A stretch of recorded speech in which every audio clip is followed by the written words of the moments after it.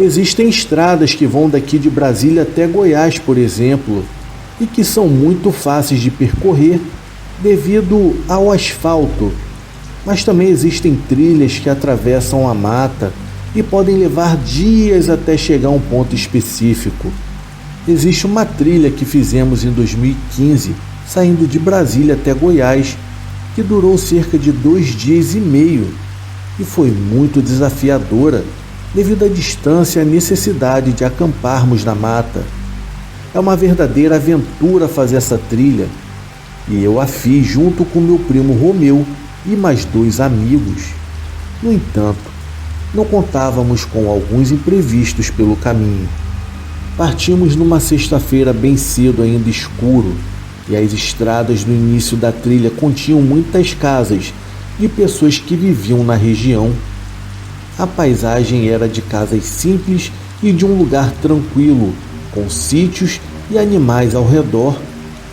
As estradas de terra eram ladeadas por grandes árvores que proporcionavam aquela sombra gostosa, sem contar de alguns riachos para nos refrescar do calor quando necessário.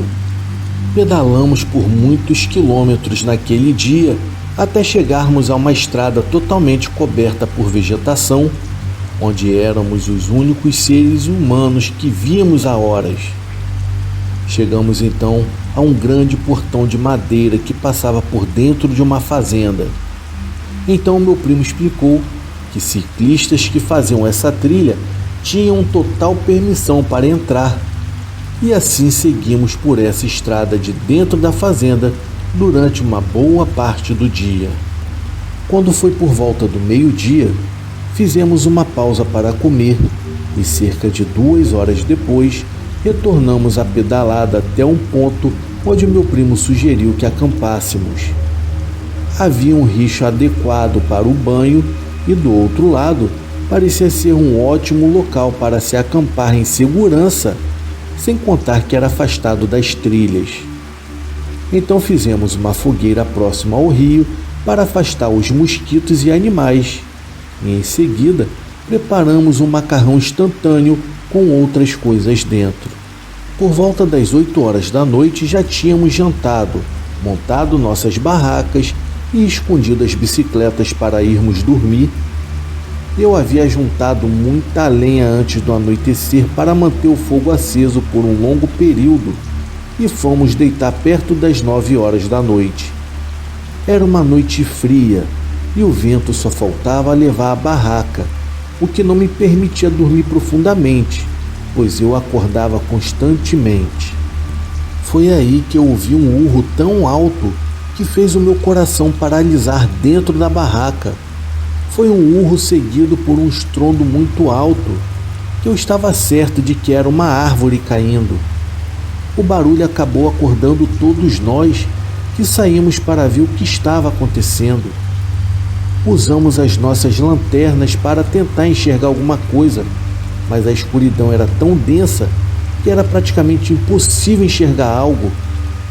Foi nesse momento que ouvimos um som aterrorizante vindo do outro lado do rio, agora muito mais próximo da gente.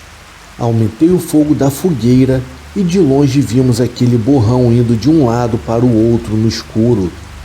Depois vimos ele se afastar e ir embora. Eram umas 11 horas da noite. Então resolvemos que sempre teria que ficar alguém acordado vigiando. E assim passamos a nossa primeira noite no meio daquele mato. Quando amanheceu, eu fui olhar o outro lado e vi rastros da coisa. Eram galhos grossos e partidos ao meio. Eu procurei alguma trilha que ele tivesse pego, mas o rastro estava indo para a mata ainda mais fechada. Seja lá o que fosse aquilo, ele entrou para o mato e de lá não saiu mais. Em seguida tomamos um café e ficamos discutindo o que poderia ter sido aquela coisa que ouvimos e vimos. Então, depois do café, pedalamos bastante naquele dia, nos afastando o máximo possível daquele rio. Em lugares como aquele, costumavam ser visitados por animais da região em busca de água, mas o animal que ouvimos urrando Era muito estranho. Ele parecia estar de pé, andando de um lado para o outro. Já perto do anoitecer, paramos embaixo de uma árvore e montamos o nosso acampamento. Tínhamos nos afastado muito do local do primeiro acampamento e nos sentimos até mais seguros por isso. Então procuramos lenha para manter o fogo bem alto e logo a noite caiu. Nós nem conversávamos nada, ficamos comendo em silêncio e olhando para o fogo, atentos a qualquer barulho. Eu tinha até uma rede de retalhos que eu deixei armada lá em cima da árvore com cordas, e quem ficasse acordado para os outros 3 dormirem, poderia então até vigiar o nosso acampamento de lá. Eu acabei sendo o primeiro a ficar de vigia e me sentei na rede, o que me dava uma boa visão de lá de cima. 3 horas depois, eu acordei o meu primo que ficou de vigia no meu lugar e em seguida eu fui me deitar. Eu acordei algumas horas depois com os meus amigos ainda conversando. Ainda era noite, mas eles estavam sentados próximo à fogueira. Eu me levantei e perguntei por que eles não estavam dormindo. Eles nem precisaram me responder, pois eu ouvi mesmo de longe o mesmo urro daquela coisa da noite anterior, sendo que naquela hora parecia estar bem longe, mas mesmo assim o medo não nos deixou dormir mais. Quando finalmente amanheceu, juntamos as nossas coisas e pegamos a nossa trilha para enfim acabar.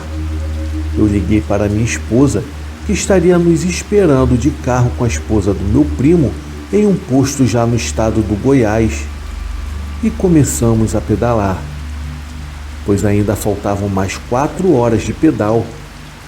Umas 2 horas depois, encontramos um sítio e um senhor perto do cercado amarrando um cavalo. Paramos para um dedo de prosa com ele e contamos o que havíamos visto e ouvido nas matas.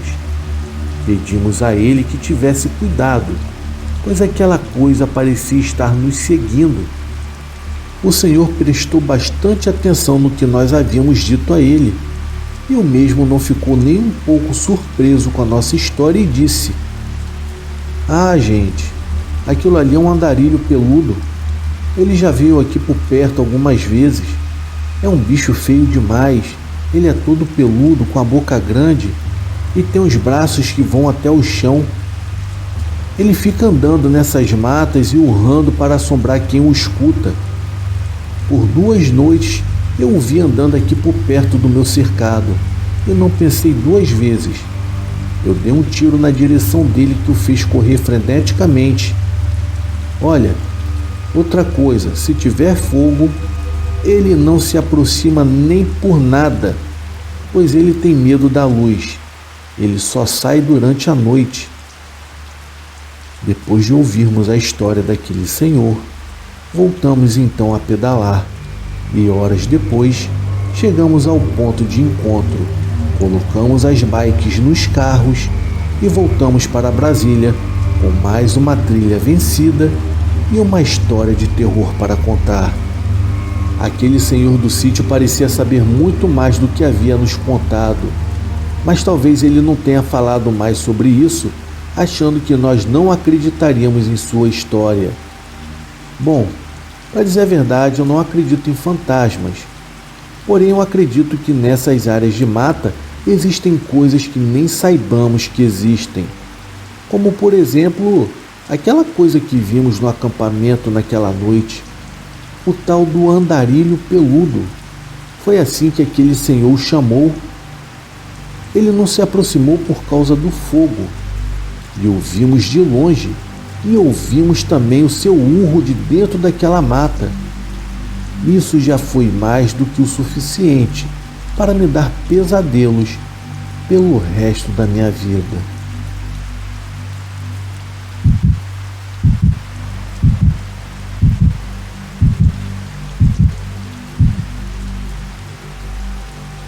Olá a todos do canal Terror e Chuva.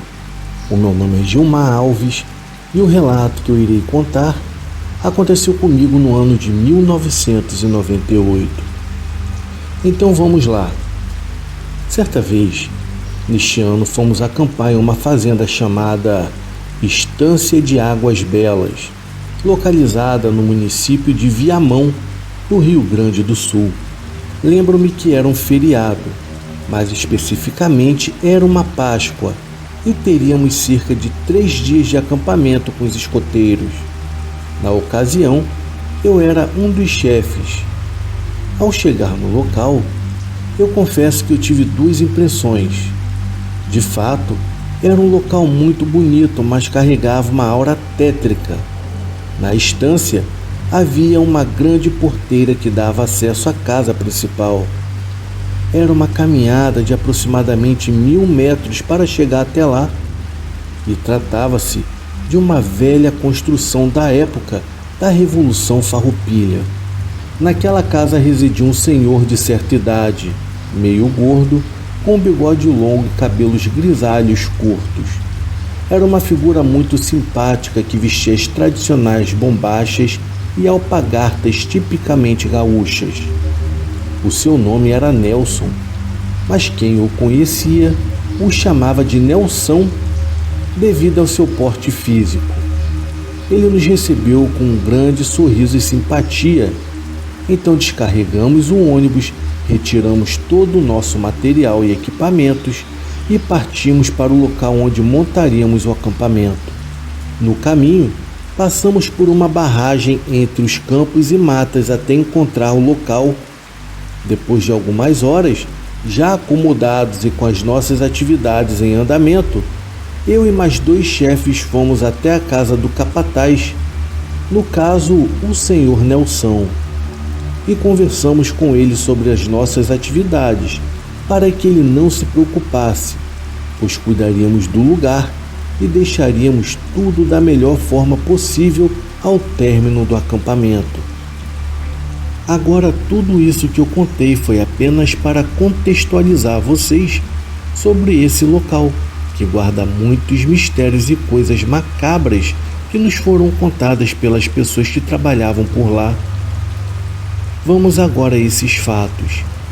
Existem muitas lendas que foram contadas pra gente sobre aquele local, e algumas até diziam que algumas noites, quando a barragem estava apenas sendo iluminada pela lua, se alguém colocasse as mãos na água, a mesma sairia com as mãos sujas de sangue.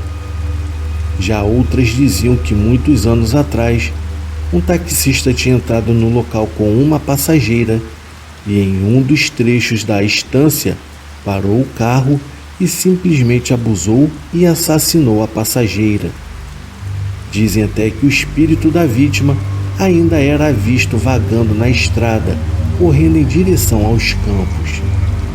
Porém, um dos relatos que eu achei mais macabro foi o da antiga proprietária do local, que em uma noite, quando se aproximava uma tempestade na região, a mesma resolveu sair para recolher os seus cavalos no campo. Entre raios e trovoadas, ela reuniu os animais quando que, do nada, ouviu-se um estrondo muito forte vindo do céu. Era um raio que havia caído um pouco adiante, assustando seu cavalo. Este acabou saindo em disparada e passando por uma porteira que estava cercada por arames. Estes arames, infelizmente, acabaram a degolando e, ao cair do cavalo, ficou com os pés presos nos estribos e, com isso, ela foi arrastada até que o seu corpo foi encontrado a alguns metros do local. Naquela altura, com todas aquelas histórias, já estávamos apavorados com o lugar, ainda mais devido a todo aquele clima sombrio que o local tinha, especialmente durante as noites que eram bem escuras.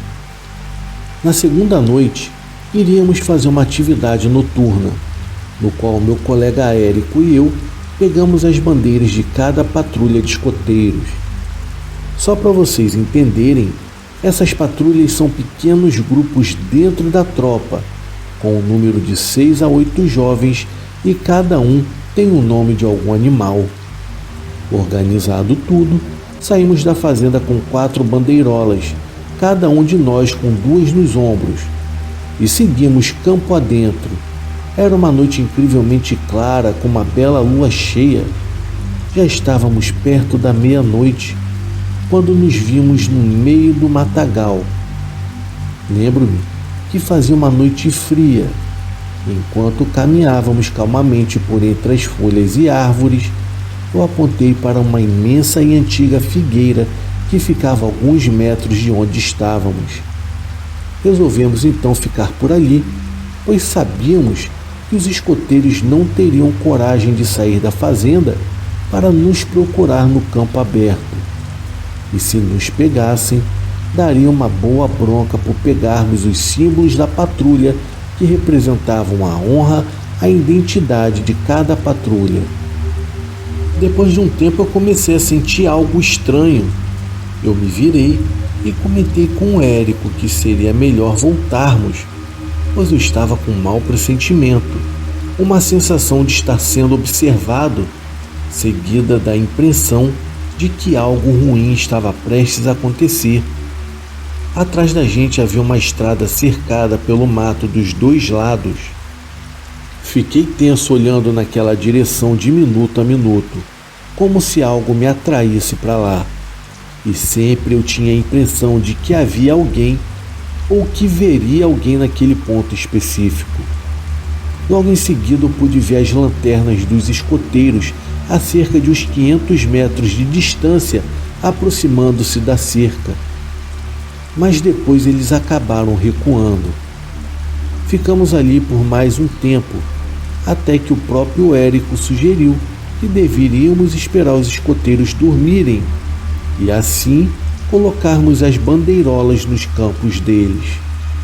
Aquele sentimento de medo e tensão já me dominava por completo. Eu não sabia o motivo para sentir aquilo tudo, e o fato de eu estar longe do acampamento só aumentava ainda mais a sensação ruim. Antes de sairmos daquele lugar, eu olhei mais 2 vezes para trás na direção daquela estrada estranha, mas não havia nada de anormal. E ao me virar para seguir em frente, alguma coisa me fez olhar novamente para trás.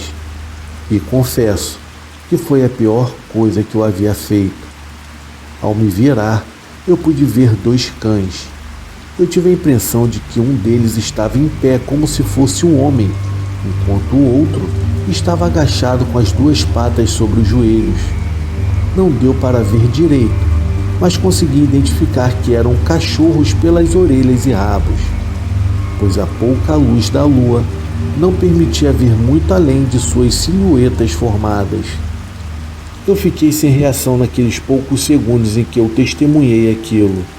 Então me virei para o Érico, que era muito corajoso e já havia dado provas disso em anos de escotismo. Assim que eu cutuquei, eu disse para ele olhar na direção onde estavam aqueles animais. E mal terminei de falar, ele simplesmente saiu correndo como se fosse um atleta olímpico, me deixando para trás. Ao ver aquilo, eu não pensei 2 vezes em seguir o mesmo exemplo dele. Eu corria feito louco. Eu corria freneticamente, perdendo de vista seja lá o que eram aquelas criaturas que estavam vagando no meio do nada. Assim que chegamos ao nosso acampamento praticamente infartados de tanto que nós havíamos corrido, relatamos então todo o ocorrido e assim encerramos as nossas atividades noturnas. Ficamos a noite inteira de guarda e alimentamos a fogueira com a tola ilusão de que nos manteríamos seguros. Foram momentos de muito medo e tensão, pois não tínhamos a mínima ideia do que nos cercava naquela mata sombria. Muitas perguntas ficaram sem resposta sobre aquela noite, e especialmente o que poderiam ser aquelas criaturas. Eu não sei se eram apenas cães do mato, talvez lobisomens, ou até mesmo cães do inferno em busca de almas perdidas naquela mata. Eu confesso que eu não sei se foram por causa das histórias macabras contadas que fizeram com que eu e o Érico víssemos coisas. A única coisa que eu sei é que eu jamais esquecerei aquele lugar e aquela noite, pois eu não tenho dúvidas de que aquele lugar esconde sim muitas coisas macabras.